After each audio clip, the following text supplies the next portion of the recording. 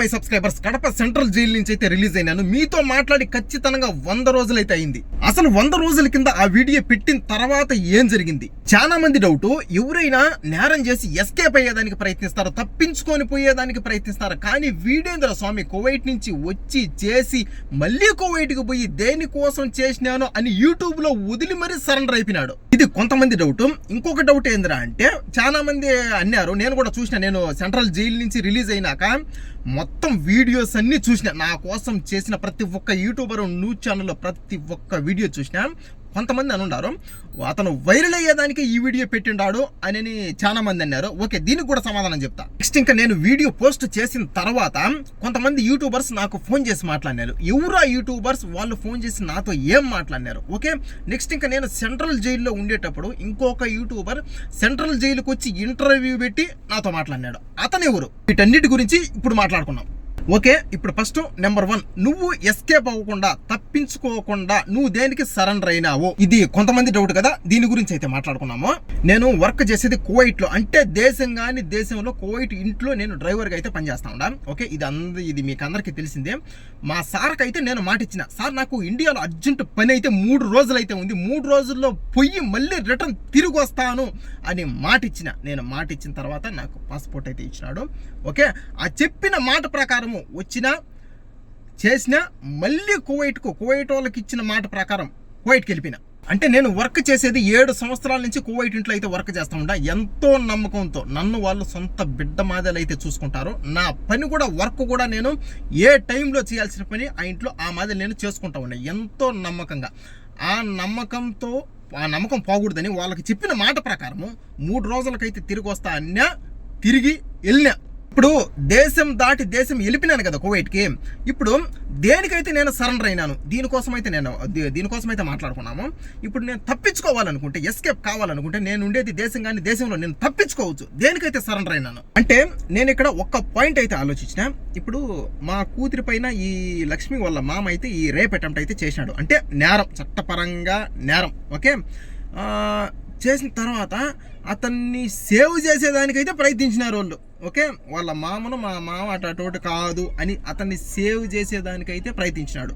Okay, అతను చేసింది మా కూతురు అంటే ధైర్యంగా చెప్పింది. మా భార్య కువైట్ నుంచి ఇంటికి వచ్చిన తర్వాత మా కూతురిని అడిగింది. ఆ వీడియో కూడా ప్రూఫ్స్తో కూడా మీ దగ్గర నేను పెట్టినా. ధైర్యంగా చెప్పింది, ఈ మాదల జరిగింది, ఈ మాదల పలానా తాత పేరు కూడా చెప్పినాడు. ఓకే, ఆ వీడియో కూడా మీ ముందు నేను 15 నిమిషాల వీడియో 100 రోజుల కింద పెట్టాను కదా, ఆ వీడియోలో అయితే చెప్పిండా. ఓకే, అది నేరం, అతను నేరం చేసిండాడు, అతన్ని సేవ్ చేసేదానికైతే ప్రయత్నించుండారు. ఓకే, ఇప్పుడు నేను తప్పించుకుంటే, నేను చేసినాను కదా, నేను అదే మా కూతురికి ఈ మాదిరిలో జరిగిందని నేను ఏదో ఆవేశంతో చేసిన, అతను హఠాత్తుగా చనిపోయినాడు.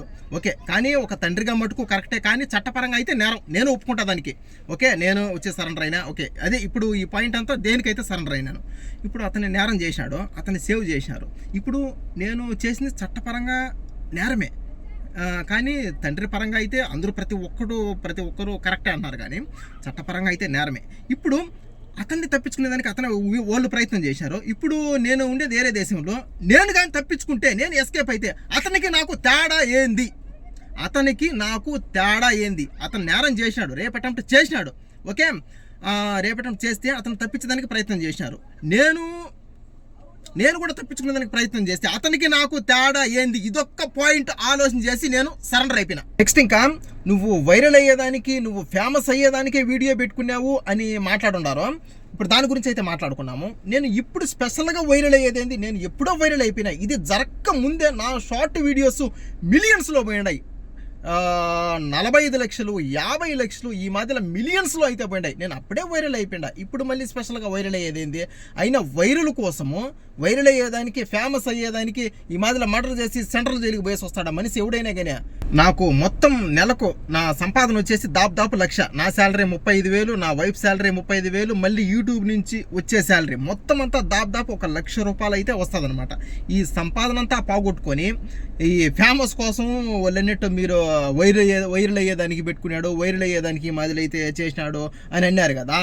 ఇంత సంపాదన బాగొట్టుకొని, అలాంటి బంగారు జీవితాన్ని బాగొట్టుకొని ఈ మాదిరి చేసుకుంటాడు ఎవడైనా. నెక్స్ట్ ఇంకా నేను ఆ వీడియో పోస్ట్ చేసిన తర్వాత నాకు కాల్ చేసిన అంటే ఫోన్ చేసిన యూట్యూబర్స్ ఎవరు, ఓకే, వాళ్ళు ఎవరు అయితే మాట్లాడుకున్నామో. ఫస్ట్ నాకు ఫోన్ చేసిన యూట్యూబర్ ఎవరు అంటే NSA వ్లాగ్స్, కువైట్లో ఉండే యూట్యూబరు అతను. నెక్స్ట్ ఇంకా వెంకయ్య పారాయణం అంటే వాళ్ళిద్దరు, ఈ అన్నోళ్ళిద్దరూ అయితే ఈ యూట్యూబర్స్ ఫోన్ చేసి ప్రసాద్ జరిగిపోయింది, నువ్వు ఎటువంటి తప్పు నిర్ణయం తీసుకోవద్దు, నువ్వేం చేసుకోవద్దు, నీ వీడియో మేము చూసినాము, చాలా బాధాకరమైన వీడియో, ఈ మాదిరి జరిగిపోయినాయి అని వాళ్ళిద్దరు చేసినారు, ధైర్యం చెప్పినారు. ప్రసాద్ నువ్వు మటుకు ఏం చేసుకోవద్దు, నాకు మాటి అని వీళ్ళిద్దరూ నాకు చేసినారు, మాట్లాడినారు. ఓకే, నెక్స్ట్ ఇంకా ఇంకొక యూట్యూబర్ RJPT వెంకీ అన్న కూడా నాకు చాలా సపోర్ట్ చేసినాడు, చాలా హెల్ప్ చేసినాడు. నాకు జరిగిన విషయాన్ని సుమన్ టీవీ వాళ్ళకైతే చెప్పినాడు. వాళ్ళను డైరెక్ట్గా మా ఊరికైతే మా ఇంటికాడికి అయితే తీసుకొని వచ్చి జరిగిన విషయాన్ని నేను లైవ్ వీడియో కాల్ అయితే చేసిన, వాళ్ళు రికార్డ్ అయితే చేసుకున్నారు. అది ఈ విధంగా వాళ్ళని తీసుకొని వచ్చి ఈ మాదిరి చాలా సపోర్ట్ అయితే నాకు, ప్రసాద్కి న్యాయం జరగాలి ఖచ్చితంగా, ప్రసాద్ నువ్వు ఎటువంటి తప్పు నిర్ణయం తీసుకోవద్దు, మనకు న్యాయం జరుగుతుంది అని RJPT వెంకీ అన్న చాలా సపోర్ట్గా అయితే మాట్లాడినాడు. నెక్స్ట్ ఇంకా నేను సెంట్రల్ జైల్లో పడిన తర్వాత సుకన్య టీవీ, ఇది కువైట్లో న్యూస్ ఛానల్ చేస్తాడు కదా చంద్రశేఖర్ అన్న, ఆ అన్న అయితే నా కోసం అయితే వచ్చినాడు, నాతో మాట్లాడేదానికి ఇంటర్వ్యూ కోసం నా కోసం అయితే వచ్చినాడు. ఏంటంటే ఆ అన్నకు ప్రతి ఒక్కరూ మెసేజ్లు పెడుతున్నారంట, అంటే ప్రసాద్ అన్న ఏమైపోయినాడు, అసలు ఎక్కడున్నాడు, ఆ వీడియో పెట్టిన తర్వాత అసలు ఏం జరిగింది అని ఆ అన్నకు కాల్ చేసినారంట, ఆ అన్నకు మెసేజ్లు పెట్టినారంట. ఇంకా ఆ చంద్రశేఖర్ అన్న ఉండేసి అంటే మా ఊరికి ఆ సైడు వెళ్ళి ప్రసాద్ ఎక్కడున్నాడు అని కనుక్కొని సెంట్రల్ జైల్లో ఉన్నాడని తెలిసిన తర్వాత నన్ను చూసేదానికి మాట్లాడేదానికి అయితే వచ్చినాడు. నేను కూడా చెప్పిన, నా ఇన్ని రోజులు ఉండాలంట, ఇన్ని రోజుల్లో రిలీజ్ అవుతాను, ఇదే కూడా నువ్వు చెప్పు సెంట్రల్ జైల్లో ఉండాలని అని ఆయనతో కూడా చెప్పిన. నేను కూడా రిలీజ్ అయిన తర్వాత ఇన్ని రోజులు పడుతుందన్నా, ఇన్ని రోజులు పడుతుందా చెప్పలేము, ఇది పెద్ద కేసు కాబట్టి ఎట్లేదన్నా మినిమము ఒక 90 days, ఒకవేళ 40 days అంటున్నారు, కొంతమంది 90 days అంటున్నారు. నేను రిలీజ్ అయిన తర్వాత తప్పకుండా నేను నీతో మాట్లాడతానని ఆయనతో కూడా చెప్పున్నా. నువ్వు కూడా వీడియో పెట్టలేనా, నేను ఇక్కడ ఉన్నాడని నువ్వు కూడా తెలియజేయి పబ్లిక్ అని ఆయనతో అయితే చెప్పిన. ఓకే, వీళ్ళైతే నాతో మాట్లాడినారు బా. నెక్స్ట్ ఇంకా వీళ్ళు కాక ప్రతి కువైట్లో ఉండే ప్రతి ఒక్క యూట్యూబర్ అయితే వీడియో చేస్తుంటారు. చాలా మంది యూట్యూబర్స్ అయితే సపోర్టింగ్గా ఇచ్చుంటారు. ఇది ఆడబిడ్డ విషయం కాబట్టి చాలా మంది యూట్యూబర్స్, ఇండియాలో ఉండే వాళ్ళు, న్యూస్ ఛానళ్ళు, యూట్యూబర్స్ ప్రతి ఒక్కరూ సపోర్ట్గా మాట్లాడున్నారు. నెక్స్ట్ ఇంకా నేను సరెండర్ అయినప్పుడు నా దగ్గర ఉండే ఫోను, అదే యూట్యూబ్ చేస్తూ ఉన్నాను కదా, ఆ ఫోను ఆ కేసులో అయితే పెట్టేసినారు. ఆ ఫోను ఇప్పుడు ప్రజెంట్ అయితే ఏరే ఫోన్లో gmail.com, ఆ యూట్యూబ్ పాస్వర్డ్, ఈ రెండు గుర్తుపెట్టుకొని ఏరే ఫోన్లోకి లాగిన్ అయ్యి దీంట్లో అయితే యూట్యూబ్ అయితే చేస్తూ ఉన్నాను. ఆ పాత ఫోన్లు మటుకు అవి అయితే కేసులో అయితే పెట్టేసినారు, అవి కోర్టులో అయితే ఉన్నాయి. మొత్తం కాంటాక్ట్ నెంబర్స్, మొత్తం ఫోన్ నెంబర్లు అన్నీ దాంట్లోనే ఉన్నాయి. దీంట్లో మటుకు దీంట్లో ఏ నెంబర్లు లేవు. అది జరిగిన స్టోరీ. నెక్స్ట్ వీడియోలో మళ్ళీ కలుద్దాం.